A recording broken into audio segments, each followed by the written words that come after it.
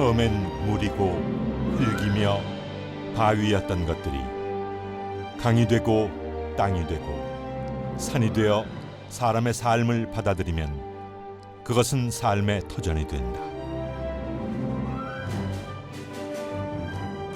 그리고 사람들 모두는 그 터전이 행복한 삶을 보장하길 소망한다. 과거에도 그리고 지금도 누구나 소망하는 행복한 삶. 1100여 년 전 세월을 거슬러 가면 누구도 소망하는 그 행복한 삶터를 꽃이처럼 강산에 뿌린 한 사람과 만나게 된다.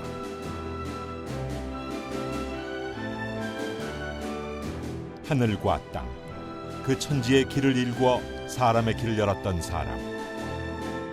그는 도선국사다.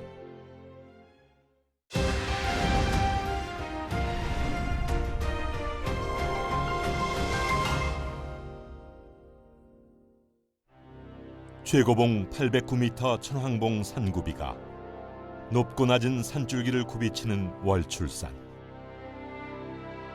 그 품 안에 천년고찰 월출산 도갑사가 자리에 있다. 도갑사는 1100여 년 전인 880년 신라 헌강왕 6년에 창건됐다. 천년 세월을 견딘 도갑사의 옛 자취, 그 하나가 해마다 국사전에서 모셔져 오고 있는 도선국사 달해제다. 도갑사에서 도선국사 달해제를 모시는 까닭은 도갑사 창건주가 바로 도선국사인 때문이다. 도선국사는 도갑사의 뿌리이면서 꽃대의 다름 아니다. 하지만 사람들 대개는 고승 도선국사보단 풍수가 도선을 앞세우기 쉽다. 도갑사는 그런 도선국사의 면모를 알리는 강연을 마련했다. 명당과 묘자리, 사람들은 풍수란 그런 터를 잡는 것이며 도선도 그런 풍수의 대가라 믿는다. 하지만 강연은 그 믿음을 깨뜨린다. 그 음택 풍수라는 것은 무슨 풍수, 도선 풍수에 안 들어있는 품목이에요. 그러니까 이것부터 잘못된 거죠. 풍수라고 그러면은 우리가 우리의 삶을 어느 땅에서 어떻게 살아야 할 것인가. 이게 풍수예요. 이 도선국사는 내가 보기에 엄청난 선종의 아주 대각을 하시는 거예요. 그러면 나는 이 풍수와 선종이라는 게 관계가 있다는 거예요. 직지이지 않은 거하고 직지 대지를 하는 거지. 곧바로 대지의 본성을 알아라. 이게 뭐냐면 뭔가 상통하는 게 있는 거야. 이 선종과 풍수, 이 도선의 풍수. 근데 도선의 풍수의 특징은 비보 풍수라는 거. 비보. 이 땅에 비보풍수 개념을 정립한 선종 불교의 고승 도선국사. 사람과 터전, 그리고 터전과 사람을 아우르는 도선국사의 근기는 선종 불교의 깨우침에 다름 아니다. 도갑사엔 그런 도선국사의 생애를 전하는 탑비, 도갑사 도선수미대사비가 세워져 있다. 도선국사는 통일 신라 말의 혼란기 속에서 태어났다. 지금의 영암군인 신라 낭주 출신인 도선국사는 최시성의 처녀의 몸에서 태어났다.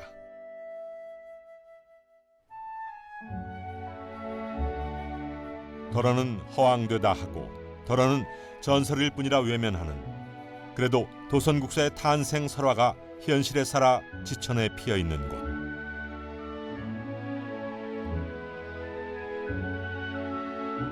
영암군 군서면 구림마을이다.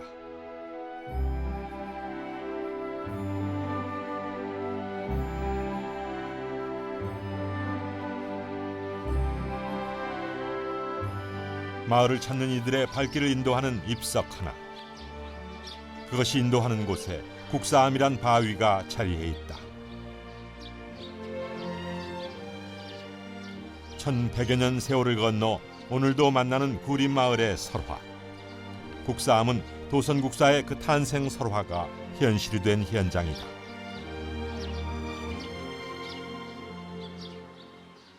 도선국사님이 탄생하셨는데 어머님이 이제 최 씨입니다. 근데 애할아버지께서 아버지 없이 처녀가 애를 낳았다고 그래서 여기다가 남사스럽다고 갔다가 유기하셨죠. 예, 그래서 나중에 도선국사님께서 성각국사 칭호를 받으시니까 국사바위라고 이렇게 호칭하고 있습니다. 선각국사 도선이 버려졌던, 그래서 그 이름을 얻은 국사암. 그리고 피덩이 도선국사를 품어 생명을 구한 숲속 비둘기들의 설화가 마을 이름이 된 구림마을.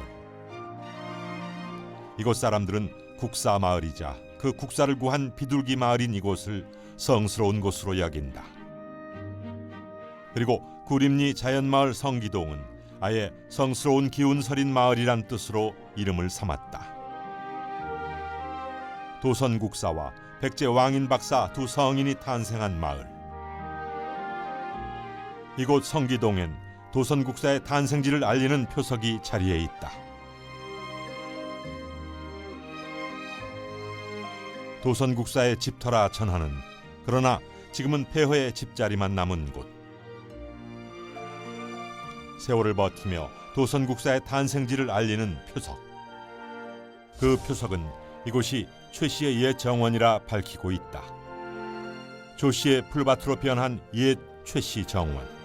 이곳 최 씨의 딸이 처녀의 몸으로 낳은 도선국사. 도선국사의 어머니는 물에 떠내려온 오이를 먹고 처녀의 몸으로 스님을 잉태했다 전한다.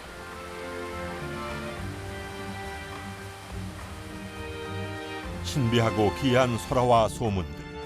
하지만 그 모두는 성인의 남다름을 전하는 방법에 다름 아니다. 월출산 아래 자리한 월산사. 이 산자락 계곡도 도선국사의 남다른 설화가 전해지는 곳 중 하나다. 긴 세월에 묻혀 숲속 바람소리처럼 전해지는 도선국사의 삭발 출가지. 누군가 그 굳건한 믿음 한 자락을 새겨놓았다. 영암군에서는 5년간 3차례 발굴조사로 큰 사찰 하나를 월출산 자락에 드러내놓았다. 도선국사께서 낙발질을 하셨던 곳 중에 유력한 후보지가 한 곳이 있습니다. 이 지금의 월산리가 일제강점기 이전에 그 행정명을 보면 오람리로 나옵니다. 그렇다면 이 도선국사께서 출가했다는 오람사, 영암 군서면 일대에 오람사가 있었다는 조선시대 읍지 기록도 있습니다만, 그렇다면 그 오람사가 어디냐 했을 때는 오람리 이론이 가장 유력한 것이고, 그렇다면 지금의 올산사가 자리한 이곳이 제1 후보로 저는 떠오를 수 있다. 그래서 도선국사 출가 관련해서 이 올산사가 이 오람사일 가능성도 굉장히 높다. 이렇게 볼 수 있다고 말씀드릴 수 있습니다. 조선시대와 고려시대 중기까지의 사찰터가 발굴된 월산사 계곡. 4차 발굴을 앞둔 숲속터엔 여전히 유효한 설화의 바람소리가 두런거리는데, 그 또 하나.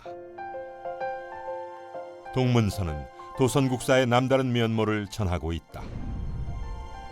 15세에 출가해 화엄사에서 삭발수계한 도선국사는 미처 1년도 되지 않아 큰 깨달음을 얻을 만큼 총명했다.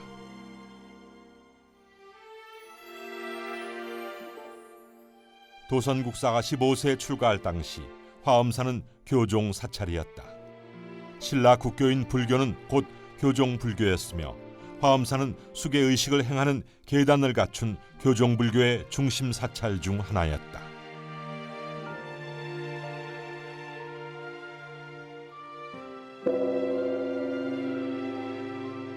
교종 불교는 경전 중심의 교리 체계를 중시한다. 따라서 학습을 통해 깨달음을 얻는 학습된 깨달음을 쫓는다. 그런 탓에 교종불교는 한자를 모르는 백성들과는 무관한 왕과 귀족만을 위한 종교였다. 그런 탓에 교종불교는 권력에서 자유롭지 못했던 종교, 그래서 백성에겐 울림없는 소리에 불과했다. 신라 말기의 불교는 상당히 우리가 생각하는 이상적인 것으로 이어지지를 못한 것 같은데, 불교가 일종의 매너리즘 속에 빠지게 되어서 귀족과의 결탁을 통해서 자신의 안위를 지키는 일에만 몰두하게 되고 민생을 외면하게 되고, 민생을 외면한 신라 말기 교종불교는 왕이 곧 부처인 왕실불교였다. 또한 귀족들을 보살 그 자체로 여긴 귀족 중심의 불교였다.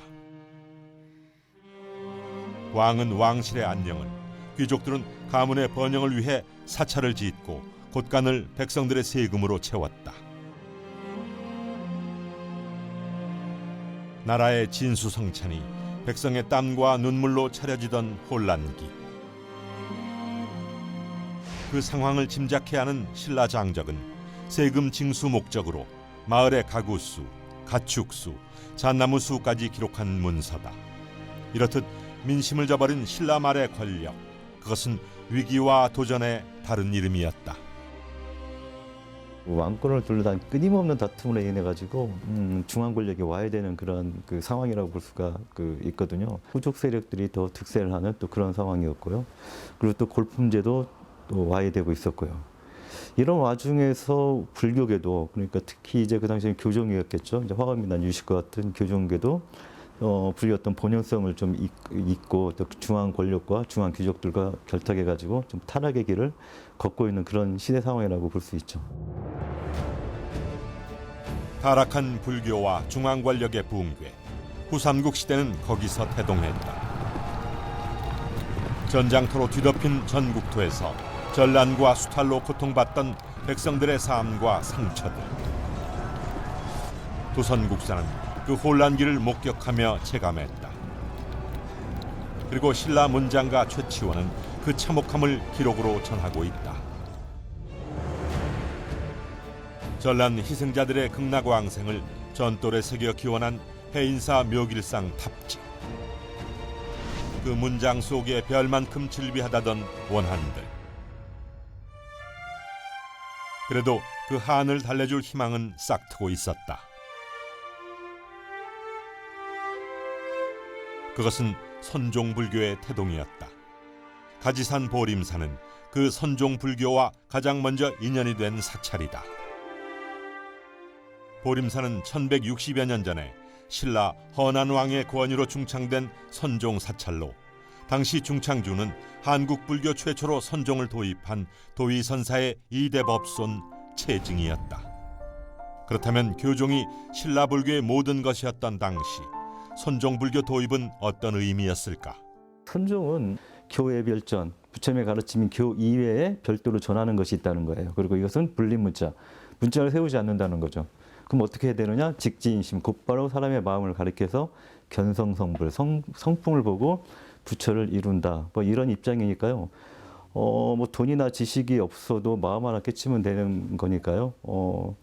이런 차이라고 볼 수가 있죠. 한마디로 얘기하면요, 교종이 경전 중심이라면 선종은 마음 중심이다. 이렇게 정리할 수 있겠습니다. 경전이 아닌 마음을 공부하는 불교. 그 선종 불교는 새로운 빛이고 새로운 울림의 소리였다.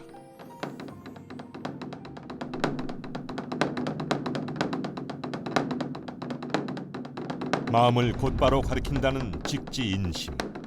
그러면 자신의 불성을 깨달아 부처가 된다는 견성성불.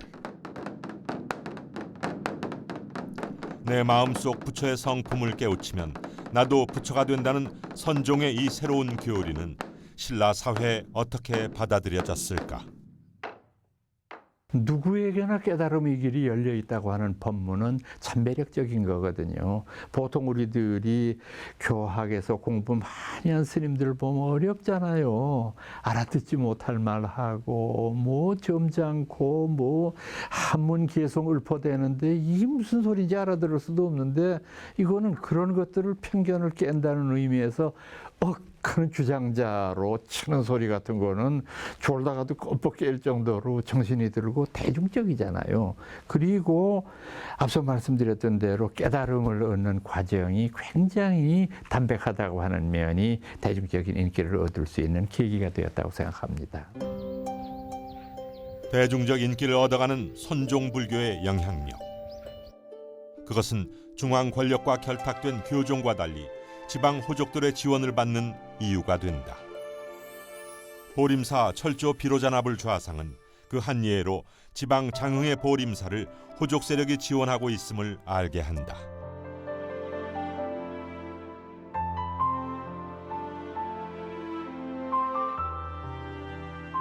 보림사 중창 당시 함께 조성된 철조 비로자납을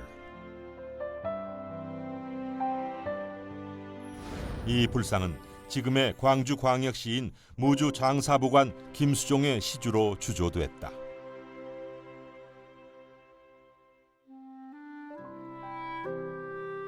당시 선종불교는 도의선사를 개조로 한 가지산문을 비롯해 각각 개조를 달리한 9개의 파가 있어 구산선문이라 불러오고 있다.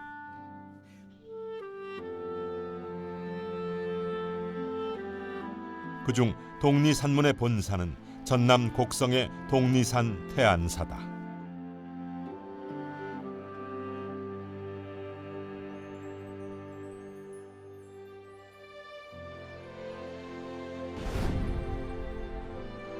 독리산문의 개조 적인선사 희해철은 도의선사와 함께 당나라 선승 서당지장의 법을 받은 제자로 도선국사의 스승이다.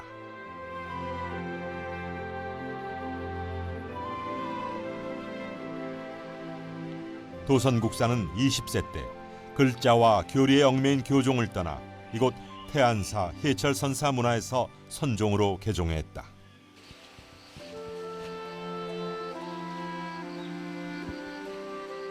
도선국사는 스승 희해철선사의 가르침에 새로운 깨달음을 얻었다. 말하지 않아도 설명한 것과 같고 드러내지 않음에도 이미 법인 경지. 기록은 희해철선사가 도선국사를 일깨운 그 가르침을 무설지설 무법지법이라 전한다. 독리산문의 희철이라고 하는 분은 아주 전형적인 선종의 대변인이라고 볼 수 있고, 그분이 말씀했던 무설지설 같은 것은 이를테면은 현대의 철학적인 관점에서 보면은 변증법이죠. 무설지설이니까 말씀 없는 말씀, 이렇게 되니까 아주 일상적이고 쓸데없는 그런 말들보다는 말하지 않는 것을 통한 무언의 언설이 진짜 법문이다라고 하는 것. 언어의 길이 끊겼으니까 이제 마음의 문이 열린다고 하는 희해철 스님적인 표현이라고 볼 수가 있겠죠. 언어의 길이 끊겨 마음의 길이 열리는. 그래서 말없이 마음의 말을 전하는 제자 도선. 그리고 말없이 목탁 소리에 실린 제자의 마음의 말에 화답하는 스승 희해철의 소종 소리. 법 하나를 내세우지 않아도 모든 것이 법인 마음 공부. 그리하여 마음의 불성을 깨치면 누구나 부처라는 가르침.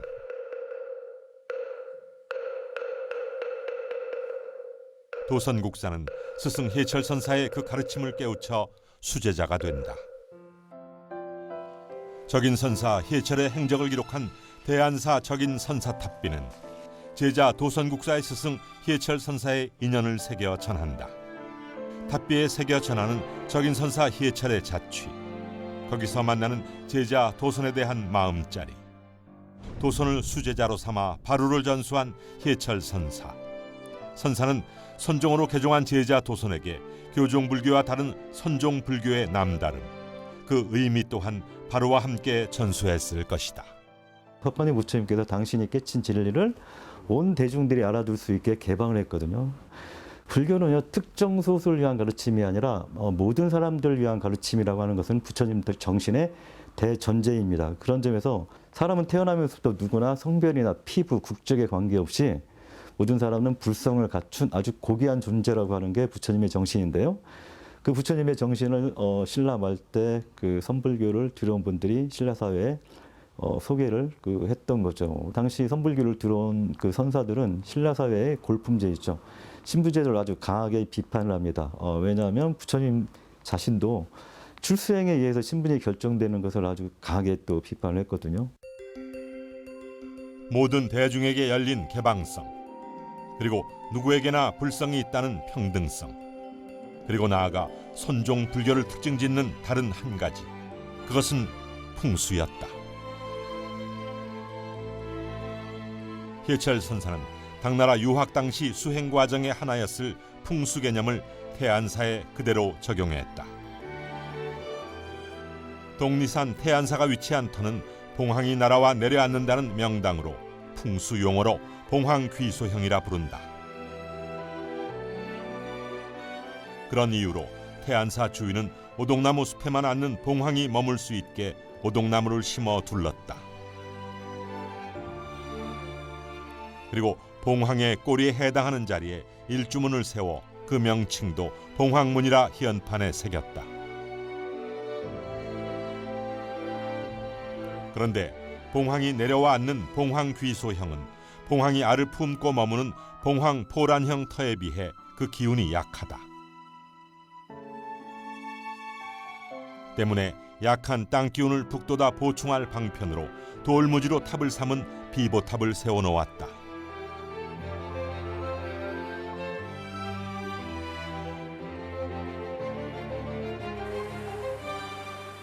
그리고 태안사에 들어서기 위해서 건너야 하는 계곡엔 처마마다 계곡 물소리 낭자한 누각, 능파각을 세웠다. 능파각은 안전한 통행과 함께 거친 계곡수를 억누를 목적으로 지어졌다. 산천의 바람, 그리고 산천의 물, 그 바람은 감추고 그 물을 얻는다는 장풍 득수의 줄임말 풍수. 희철 선사는 그 풍수 원리를 수제자 도선국사에게 전수했다.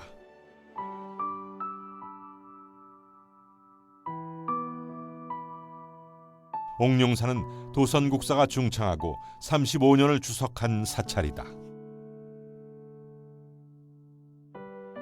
그 터엔 7천여 그루 동백나무가 숲을 이루고 있다.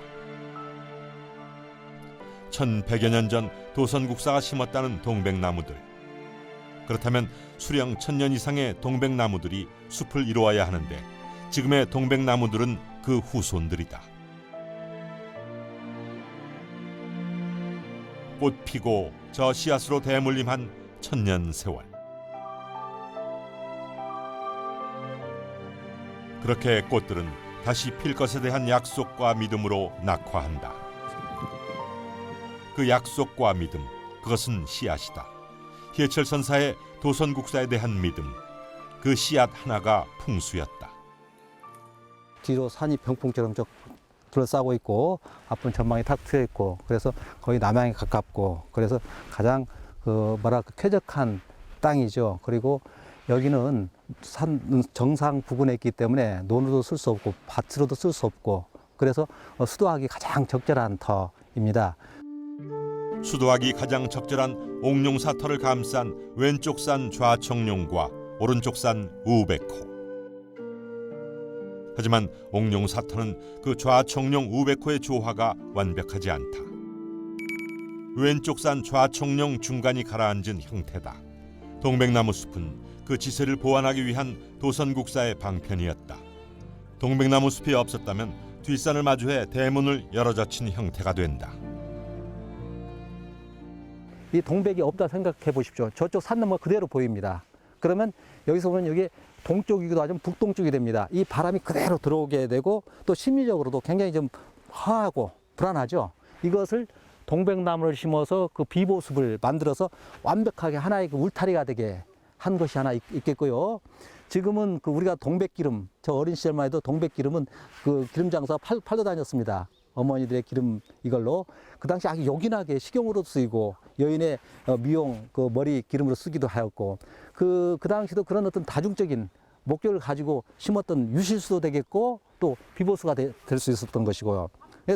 도선국사의 비보풍수라는 것은 굉장히 실용적인 것이 강하죠.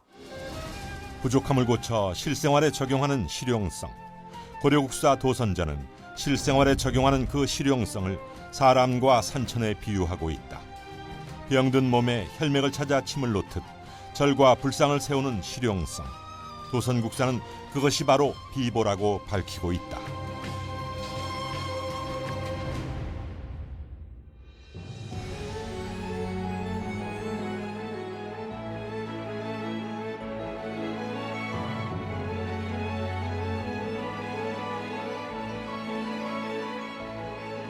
병든 몸에 침을 놓고 뜸을 뜨듯 산천의 혈맥에 사찰과 불상을 세우는 도선국사는 왜 그 비보 풍수에 이끌렸던 것일까? 도선국사가 항상 생각했던 바가 땅에 흠이 많다라는 것, 완벽한 땅은 없다라는 것. 그게 이제 모든 도선국사의 풍수의 기본이 사만의 산천은 여러 가지 흠이 많아서 그걸 고쳤어야 하는 방법이 무엇냐를 고민했던 거거든요. 산천의 부족함을 채우고 넘치는 것을 누르며 흠 많은 산천을 고쳐 내어주고자 했던 도선국사의 유난한 비보 풍수. 그렇게 스승 해철 선사가 전수한 풍수의 씨앗은 도선국사에게서 싹이 트고 줄기를 뻗어 꽃을 피웠다. 대지의 고통을 직시하는 직지대지, 그리고 내 안의 불성을 직시하는 직지인심. 도선국사는 그 두 수레바퀴를 굴리며 운수행각을 시작했다.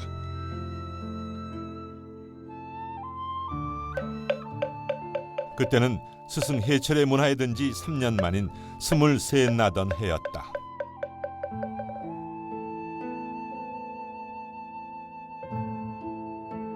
바람을 밟고 구름 스쳐 계절을 건너며 그 발걸음마다 선지식을 만나 묻고 답하기를 멈추지 않았다던 도선국사의 그 운수행각.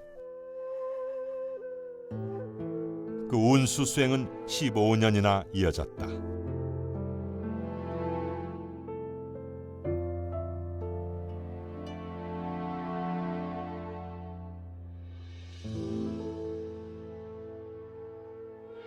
산들은 솟구쳐 바람을 만들고 구름은 흘러 물을 만든다. 15년 운수행각.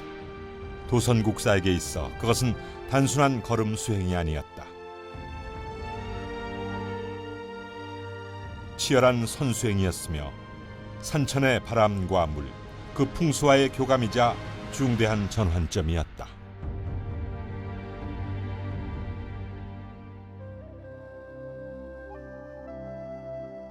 운수행각을 마친 도선국사는 이곳 옥령사에 주석하기 전 지리산의 한 암자에서 수행을 이어가고 있었다. 그리고 그 수행처에서 한 인물을 만나게 된다. 기록에 따르면 도선국사를 강변 모래사장으로 인도한 그는 모래를 모아 산천을 그려놓고는 홀연히 사라진다. 도선국사는 그 그림을 보고 땅의 이치를 확연히 깨닫는다.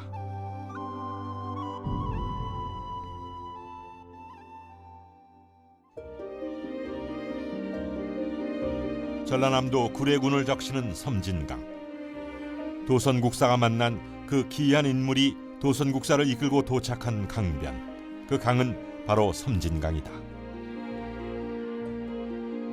길이 212.3km 물고비를 이어 구례군과 곡성군을 경계지으며 흘러가는 섬진강. 그 강변 모래를 끌어모아 산천을 그렸다는 모래 위의 산천지형.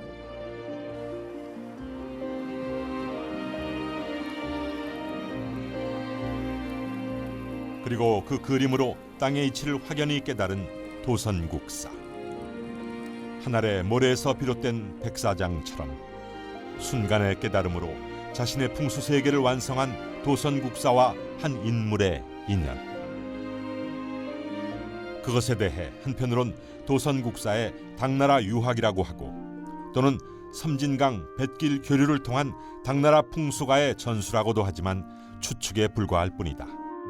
그래도 분명한 한 가지, 그것은 도선국사의 풍수, 그 비보 풍수가 비로소 완결됐다는 사실이다. 그리고 또 다른 사실은 도선국사가 모래 그림으로 산천의 이치를 깨달았던 인연으로 모래 그림 마을 사도촌으로 불리게 된 그 마을이 현존한다는 것이다. 상사마을의 지명은 원래 아랫마을 하사마을과 함께 사도리로 불리던 사도촌이었다. 모래 그림 인연을 간직한 상사마을, 도선국사와 한 인물의 인연이 이곳에서 이루어진 계기는 무엇일까? 여기가 그 당시에도 보시다시피 굉장히 들판이 넓습니다. 그리고 앞에 섬진강이 흐르는데 지금은 저 섬진댐이 막아지고 퇴적으로 해서 수량이 굉장히 좁고 강폭도 좁아졌으나 옛날에 드넓은 들판이었을 것이고 그 백사장이 펼쳐졌을 것이고 수많은 새들이 날아들었을 것이고 그 앞쪽으로는 또 논밭이 형성되고 즉 농업과 어업 이게 그 겸비하는 그래서 물산이 아주 풍부한 땅이고 또 지리산이라는 산이 굉장히 후덕합니다. 육산이죠. 조선의 명산 중에서 가장 후덕한 산이라고 하죠. 흙의산. 그렇기 때문에 사람을 품고 안기에 아주 넉넉한 풍수랑 가장 길지에서 도선도 배웠고 그러니까 한반도 풍수의 출발은 바로 여기라고 말할 수 있죠. 도선국사가 풍수를 배운 곳, 한반도 풍수의 출발점이기 쉬운 사도촌 상사마을. 도선국사의 자취가 남아있는 이 마을은 조선 후기 학자이자 우국지사였던 매천 황현의 고향이기도 하다. 황현은 문집에 도선국사 예담자를 멀리 바라본다. 모래사장에 그의 자취가 있는가 없는가라며 도선국사 자취를 담았다.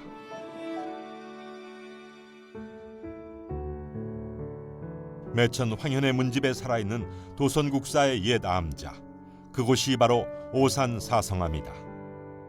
오산 절벽에 매달린 이곳 사성암은 네 분의 성인이 수도했다 하여 붙인 명칭이다.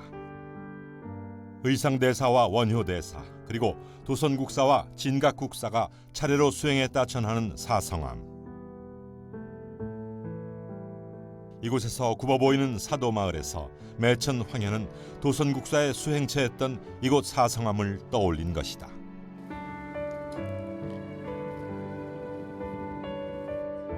운수행을 마친 도선국사는 이곳에서 수행했다.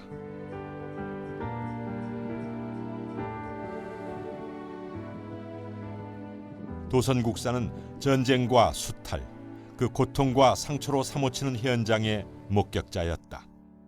중생의 고통과 상처를 치유하듯 부족하고 흠 있는 산천을 치유하기 위한 수행. 도선국사의 그 참선 수행은 이곳 사성암에서 오래고 깊게 이어졌다.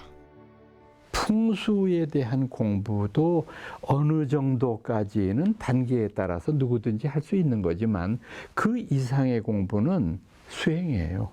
수행의 힘입니다. 그 다음에는 그 수행의 힘이라는 건 직관이거든요. 직관이라고 하는 것이 남달랐고 그것이 다른 이들이 도저히 흉내낼 수 없을 만큼 높은 것이 도선의 법력이었다고 보는 거죠. 깨달음을 추구하려고 하는 자신의 의지, 그다음에 그 수행이 한 단계 한 단계 높아져가는 그런 공부가 말 그대로 도선에게는 아주 탁월한 면이 있어서 그의 선종적인 분위기가 풍수사상을 깊게 만드는 결정적인 계기가 된 것으로 보고 그것도 저는 수행의 힘이었다고 생각을 합니다. 수행의 힘으로 산천을 바라보는 남다른 도선국사의 능력. 누구나 이룰 수 있는 그런 한계를 뛰어넘은 선의 경지였다.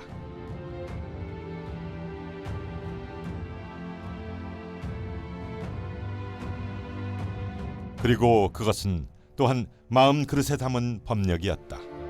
그 마음 한 그릇을 비워 건넨 도선국사의 법력. 그것을 가장 확연히 확인할 수 있는 것은 삼암사 창건이다.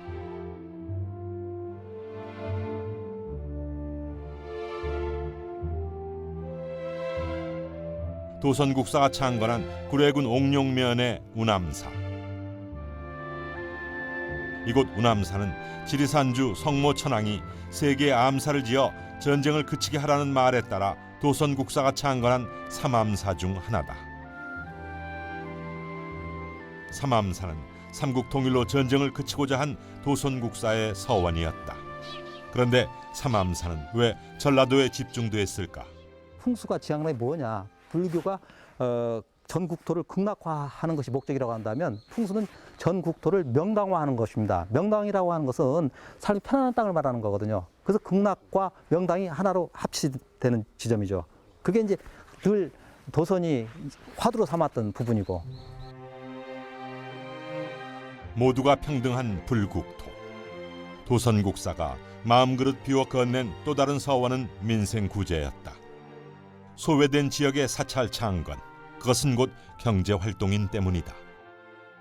도선 스님도 뭐 전국을 거쳐가지고 전국 중앙 곳곳에 뭐 사찰과 탑을 세워서 요즘으로 따지면 일종의 전국 국토의 균형 발전이라고 할까요? 뭐 이런 측면들을 좀 내세우는 게 많았죠. 경제뿐만이 아니라 내가 서 있는 곳이 그 명당이고 내가 공부해서 깨친 곳이 명당이라고 하는.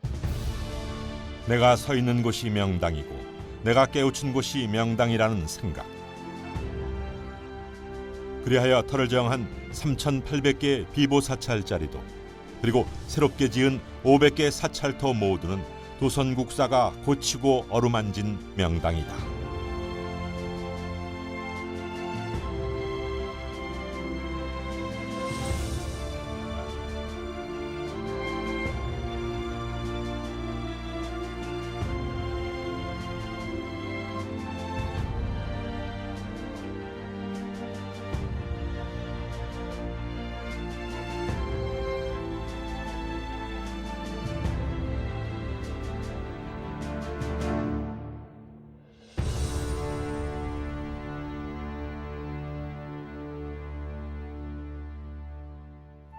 애초부터 명당인 터가 아닌 고쳐 매만져야 쓰임새를 갖출 터를 고올라 사찰을 세운 도선국사. 고려사의 후뇨 10조는 도선국사의 그런 비보 풍수를 산수의 순리와 그것을 거스르는 역행에 의해 정한 것이라 기록하고 있다.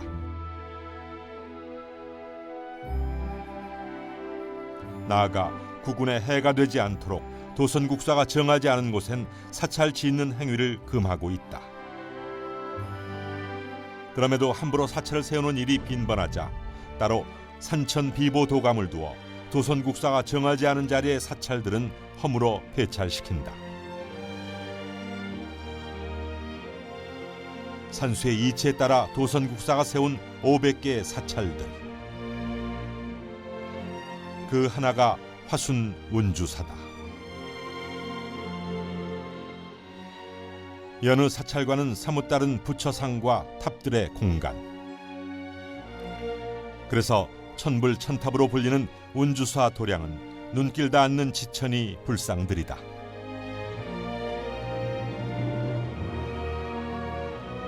그리고 그 불상들 대개는 바위에 부조로 새겨 그대로 떼어낸 것처럼 불상 뒤가 판형으로 마무리됐다. 물에 떠가는 배. 그 행주형 산천이 신라 경주로 기운 균형잡기로 세웠다는 운주사. 그 균형이란 무엇일까?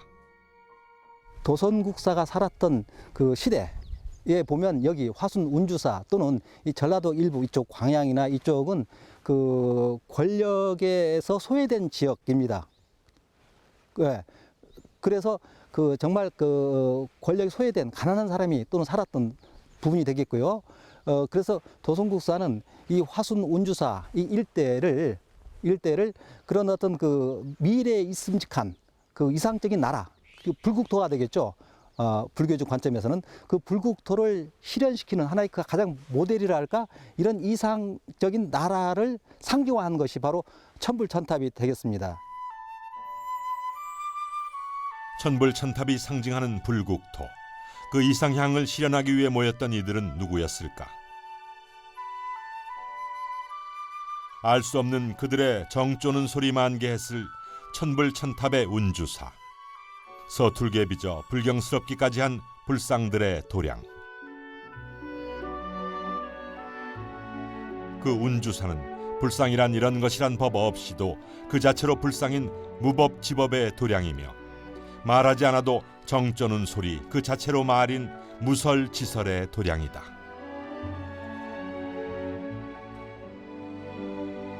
그리고 부처를 닮은 나는 없이 나를 닮은 부처만 계신 그리하여 모두가 부처인 세상, 도선국사의 풍수는 거기에 자리해 있다. 불상들을 보시면 모양도 다르고 크기도 다르고 또 얼굴의 그 표정도 제각각입니다.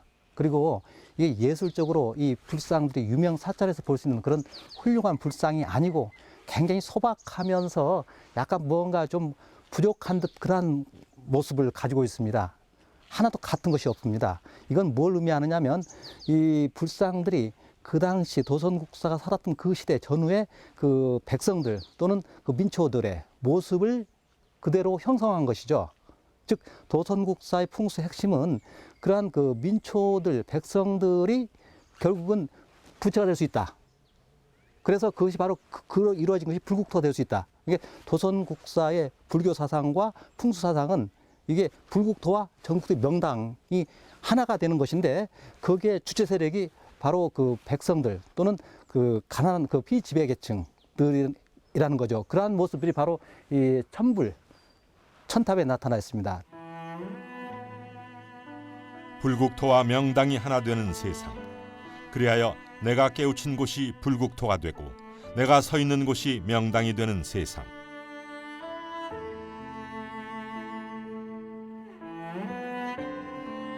도선국사는 그 세상을 향해 닳고 해진 마음들을 기우며 골고 흠집난 산천들을 북돋우며 수행자의 길을 걸어갔다.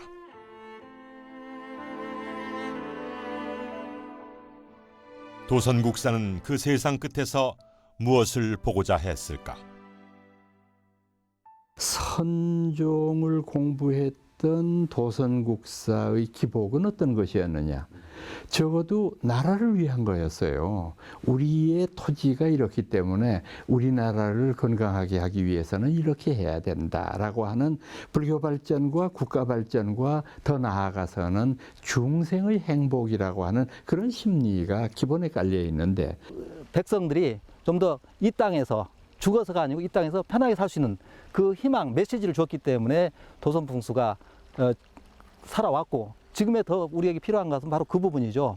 뭐 가진 자와 갖지 못한 자, 그다음 지역적 갈등, 그다음 남북 간의 갈등, 종교 간의 갈등 이러한 것들이 그 해결할 수 있는 그런 메시지가 바로 도선이 하고자 했던 것이죠. 그 당시에 선불교가 선종이 고민했던 시대 정신 그것을 오늘의 우리 불교계도 좀 고민해봐야 되지 않을까 이런 생각을 합니다. 백성들이 편히 살 수 있는, 그래서 행복할 수 있길 고민했던 신라말 혼란기 선종불교의 시대정신, 그리하여 국가와 불교의 발전과 백성들의 행복을 사원했던 도선국사, 그의 사원을 실은 반야용서는 불국토와 명당이 하나인 그 세상을 향해 1000개의 탑을 돛대 삼고 1000분의 부처를 세공 삼아 1100여 년 전 바다를 지금 건너고 있다.